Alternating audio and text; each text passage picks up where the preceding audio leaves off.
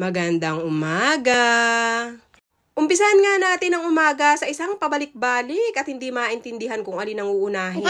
Abay, sa dami ba naman ang mga gawain mo sa umaga, minsan ay nakakalito na kung alin ba ang uunahin ko. Siyempre, ang uunahin ko talaga paliguan sila. At pagkatapos nga nilang maligo, ayan, pagtatali naman ang buhok ng aking ate Kina ang aking ginagawa. Nagtatagal talaga kami dito dahil mahaba na nga rin ang buhok niya. Wala nga akong choice kundi itali ang buhok niya kahit basa pa. Baka kasi makaistorbo ito habang may ginagawa siya sa school kaya tinatali ko na lang. Pag uwi naman tinatanggal ko agad ang tali para makasingaw din yung buhok niya at matuyo ng maayos. Ayoko namang bawasan yung buhok niya o kaya naman ay paiksiin dahil tapos na siya sa maiiksing buhok. Dalaga na kasi siya, char. Pagkatapos nga ng ate Kina, syempre si Inday Sara naman. Haroy, hindi rin po pwedeng hindi itali ang buhok niya. Hindi ko ba alam bakit kulot ang dulo nito. Plano ko nga gupitan ang buhok niya, paiksiin ng konti, pero pag-iisipan ko pa. Pag-iisipan ko muna dahil nangihinayang rin naman ako sa buhok niya.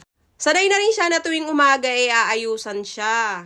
Mas mabuti na rin yon para pag pumapasok na siya alam niya na ang mga gagawin tuwing umaga. Pagkatapos ko nga maitali ang buhok nila, eto at paiinumin ko na sila ng malunggay. Ilang araw ko rin silang hindi napapainom ng katas ng malunggay. Dahil nga wala naman silang ubot sipon ngayon kaya medyo hindi ko muna pinapainom. Pero dahil nga ito ay vitamins na nila at least 3 beses sa isang linggo o kaya naman 2 kailangan nila tong inumin. Malaking tulong din kasi sa kanila ang pag-inom ng katas ng malunggay dahil bihira na silang magkaubot sipon.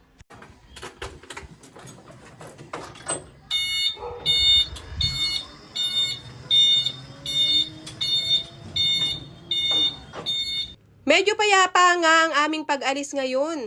Walang away at walang ngalngal na Sara. Abay, paminsan-minsan lang yan. Siyempre, pag uwi galing sa school, bumili ako ng 3 pirasong tulingan na medyo maliliit lang. Ipapaksiw ko nga ito dahil kumakain naman sila ng sabaw ng paksiw. Marami silang nakakain dahil siguro gusto rin nila yung lasa. Nakamana sila sa akin na paborito yung mga sinaing at saka sabaw ng isda.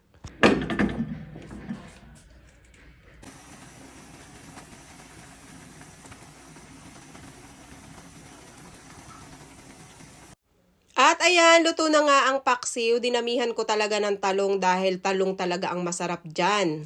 Kain po tayo! Pagkatapos ko nga kumain, ay Diyos me, parang napakasarap magkape. Ganun talaga ako kapag paksiw ang ulam, magkakape talaga ako pagkatapos. Kaya ayan, kape po tayo. Ayan lang naman po for today's video. Salamat sa panunood.